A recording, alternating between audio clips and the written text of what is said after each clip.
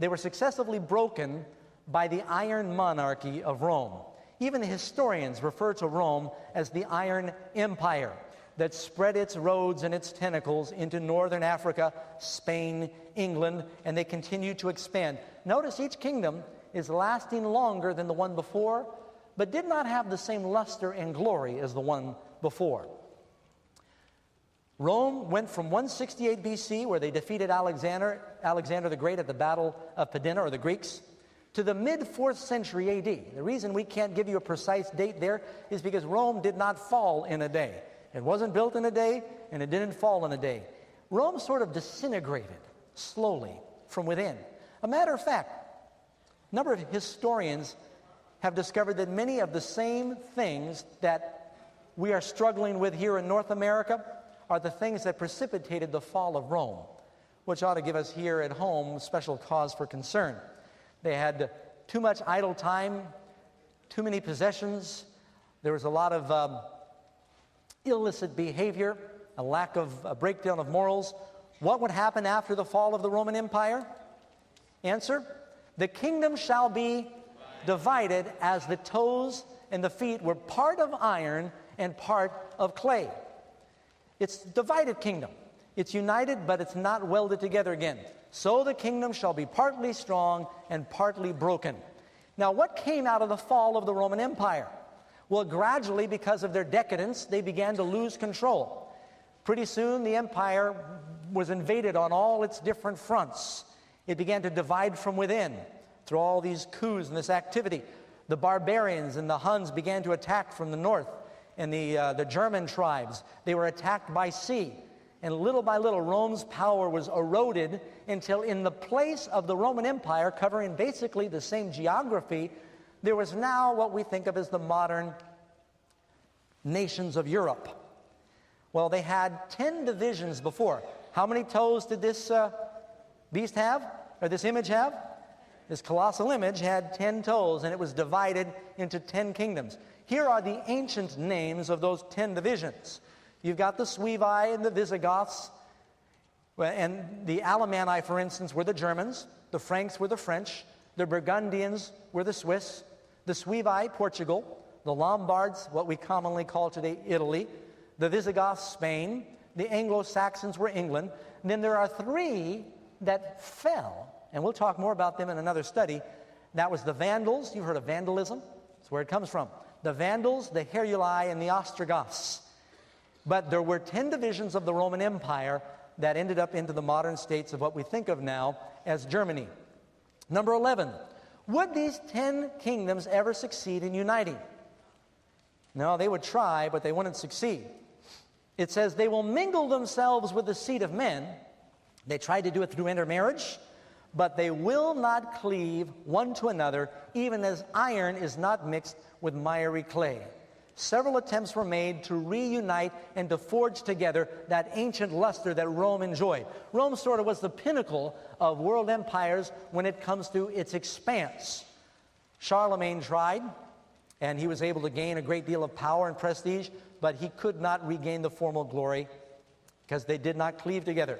Louis XIV also tried. You've probably also heard of Kaiser Wilhelm. You know what the word Kaiser means, those of you who speak German. Of course, Kaiser means Caesar.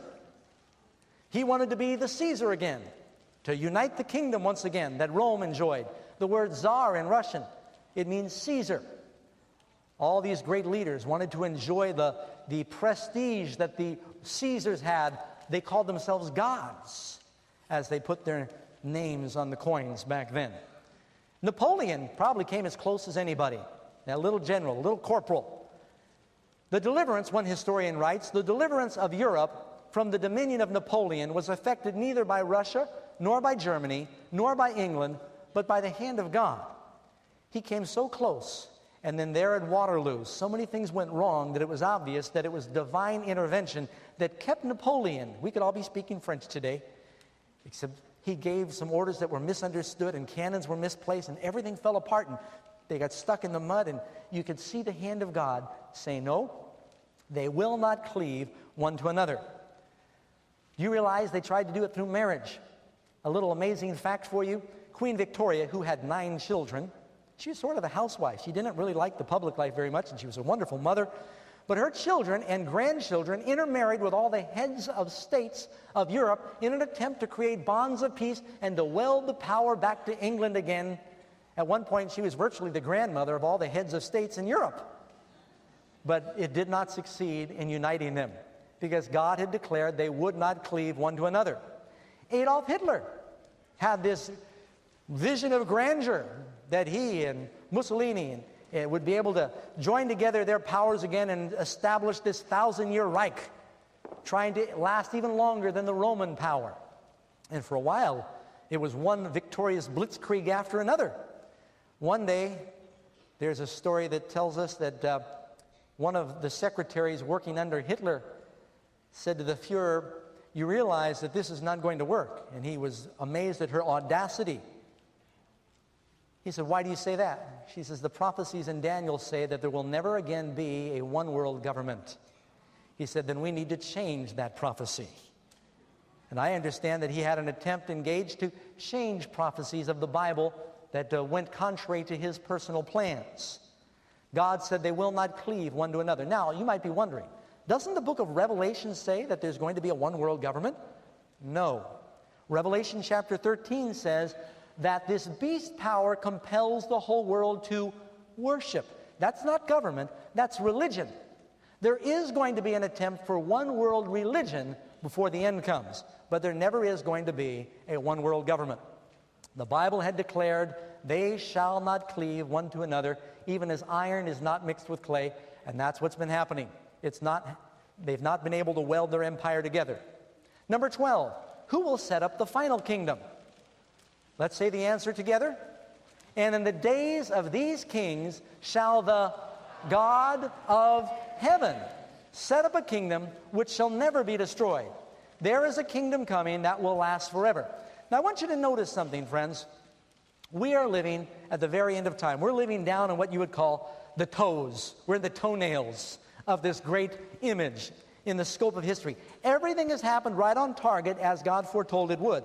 Even the historians who do not believe in God are mystified by this prophecy of Daniel. They say, it must have been written much later and then inserted in the Bible, because how could this possibly be that this prophet, this dream, could know the history of the world all in one chapter? I want you to notice, what are the feet made out of? It says the feet are made out of iron mixed with miry clay. Have you ever thought about what our world is made out of today? Our world is made out of, the number one building material is concrete. You ever watch people work with concrete? First they take the iron and they put it in the forms. Then they pour in the mush, the concrete. What do you think that would have looked like to an ancient prophet who didn't have a word for concrete? It would have looked very much like miry, which is mushy clay. Iron mixed with mushy clay. New York City is called the city of iron and concrete. We are living in the civilization of concrete, which is iron mixed with miry clay. We are living now in the last days. Now there's more, friends. As we look through the scope of this vision, we can find that we're in the very final event. But there are other prophecies that tell us that we're living in the last days. I'd like to jump with you briefly, if you don't mind, to the last book of Daniel. You can read in Daniel chapter 12, verse 4. This is one of the prophecies that impresses me as much as any in Scripture. "But you, O Daniel, shut up the words and seal the book until the time of the end." Now I want to ask you, what is the time period that this last prophecy is dealing with? The time of the end. You can talk to me. This is a seminar, okay? It's the time of the end. "Many shall run to and fro," and then it goes on to say knowledge will be increased.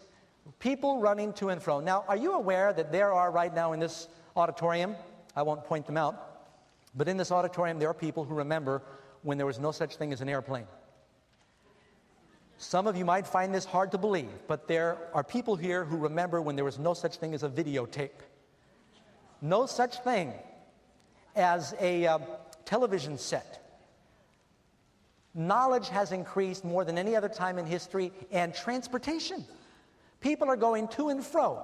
I went from California to Australia in the time that some people sleep. All the way around the world. It used to take months to make that voyage. In one generation,